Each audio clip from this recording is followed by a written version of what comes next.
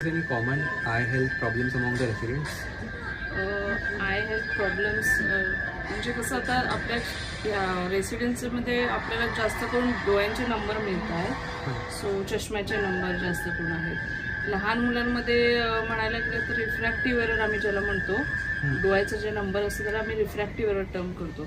So myopia हे जास्त खूप प्रमाणात मिळत आहे. लहान मुलांमध्ये आपण जसं स्कूल स्क्रीनिंग कॅम्प वगैरे करतोय तर मायोपियाचे प्रॉब्लेम जास्त आहेत, ज्याच्यामध्ये लांबचं मुलांना कमी दिसतंय फार. सो ते हल्ली खूप वाढत चाललंय बिकॉज ऑफ म्हणजे डिजिटल युसेज आहे मुलांचं. सो ते एक रिझन असू शकतं.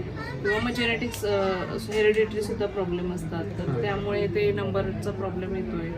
आणि सेकंड थिंग म्हणजे आता फॉर एक्झाम्पल आम्ही ओल्ड एजमध्ये आपण जसं काम कंडक्ट करतोय तर आम्हाला कॅटरॅक्टचे प्रॉब्लेम जास्त दिसत आहेत. सो कॅटरॅक्ट तर एज वाईज आहेच आणि काही रेटिनल प्रॉब्लेम्स पण मिळत आहेत त्याच्यासोबतच.